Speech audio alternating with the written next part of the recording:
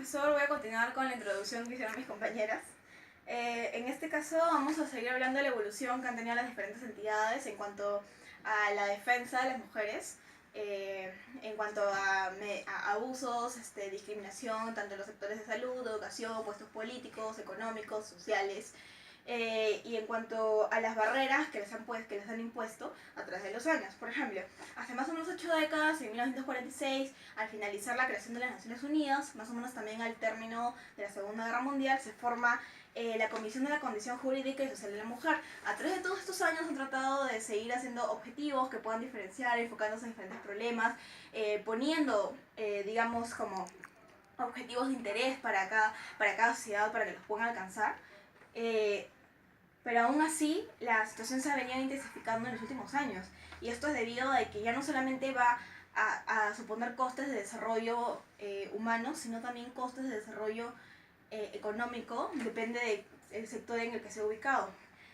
como vamos a explicar más adelante. Por ejemplo, esa es una de las razones por las cuales se crea el índice de desigualdad de género,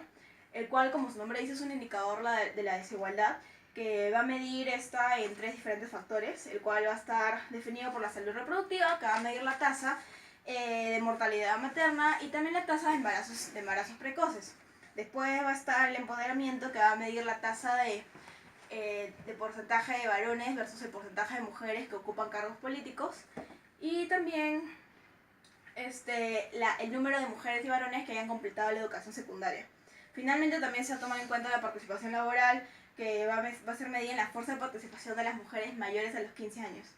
De esta manera, anualmente, no solamente se va a sacar la diferencia en la distribución de oportunidades, sino también el valor perdido de desarrollo humano que se puede tener en los diferentes países. En cuanto a la situación laboral, según el contrainforme un contraforme de una institución estadounidense, en el 2007 hablan de que más o menos las mujeres trabajan entre 7 a 8 horas en trabajos remunerados, ya sea en cualquier sector en el que se desarrolle profesionalmente, y sin embargo, dentro de sus casas van a trabajar unas 4 horas adicionales, haciendo una jornada diaria de 12 horas. Sin embargo, solo les van a remunerar esas 7 o 8, lo que quiere decir de que el trabajo en los hogares es menospreciado y no es remunerado, incluyendo, y que es perjudicial porque no solamente estamos hablando de las adultas o los adultos que van a desarrollar estas tareas, sino también de las niñas que van a estar implicadas. Sin embargo, no hay investigaciones sistemáticas de carácter oficial, ya sea nacional o provincialmente, y tampoco se puede estimar un valor que se le debería asignar a este sector productivo. Otro tema controversial es la brecha salarial que existe cuando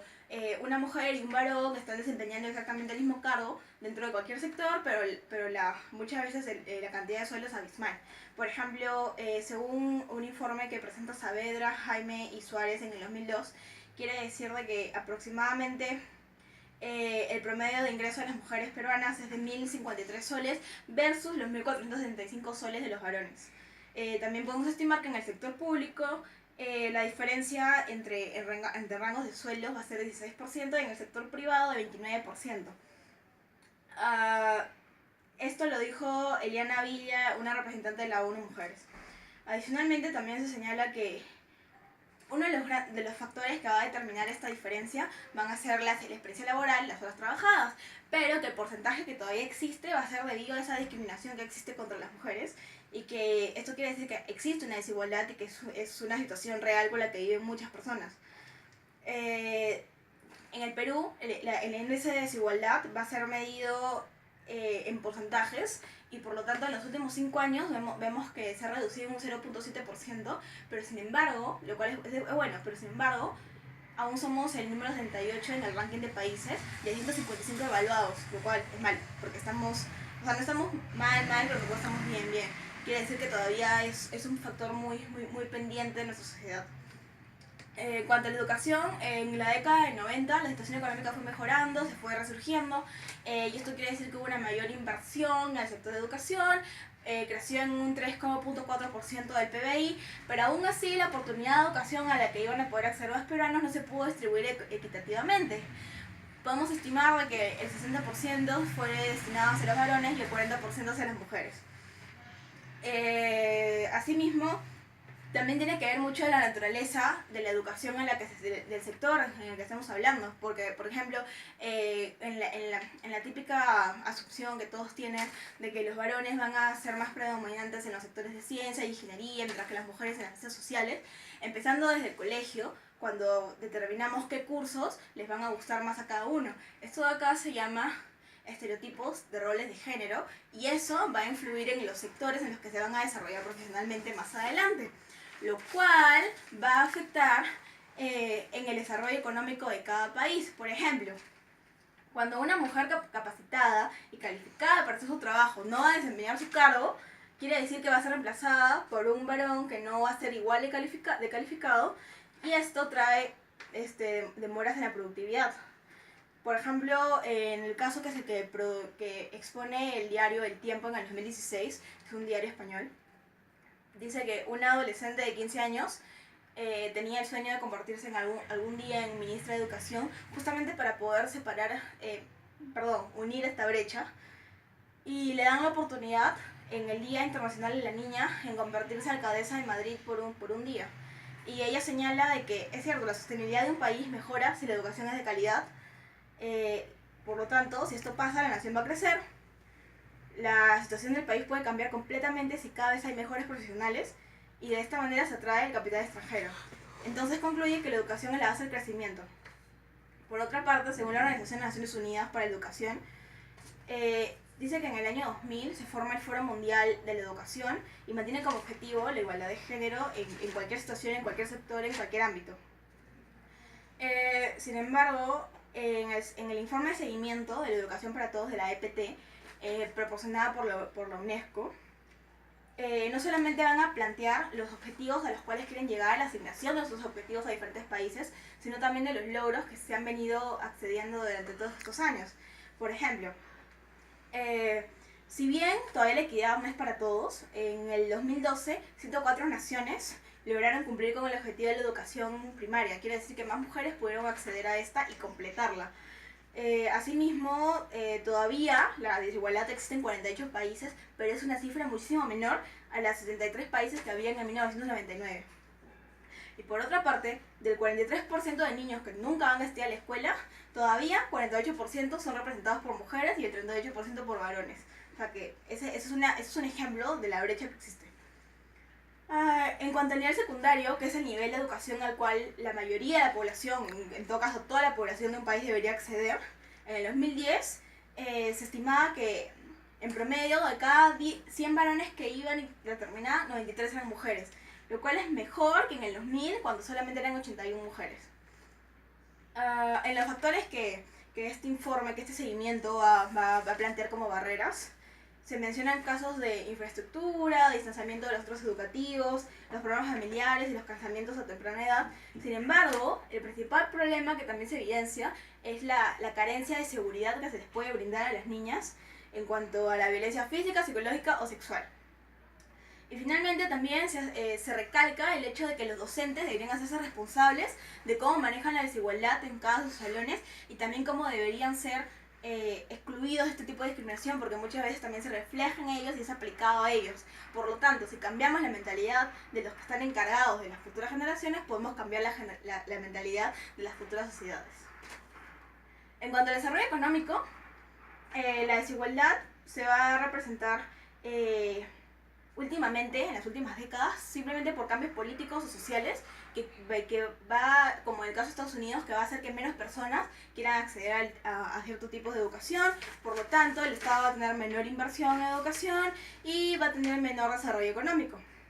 En un artículo que se llama Girl Power, publicado por Kuberes y Teiner en una revista reconocida,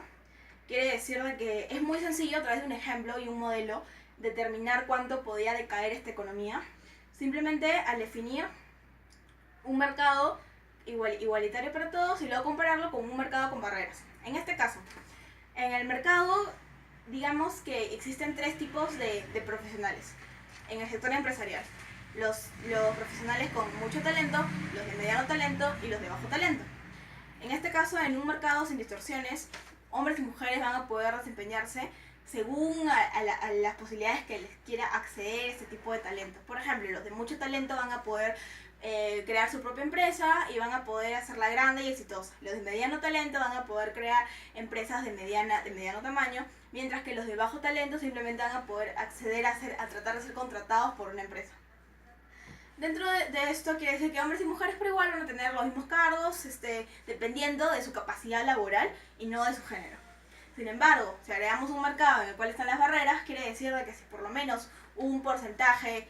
aleatorio de mujeres va a dejar de representar su cargo, ya sea dentro del mediano talento o de mucho talento, van a ser reemplazadas por varones que tengan un diferente nivel de talento. Por ejemplo, si una mujer antes tenía mucho talento y iba a crear una empresa grande, ahora tiene que ser reemplazada por un hombre de mediano talento que no va a poder crear esa empresa. Esto acaba de decir que a nivel macroeconómico va a ser, esos son los costos económicos. Va a haber menor productividad, menores ingresos del sector privado,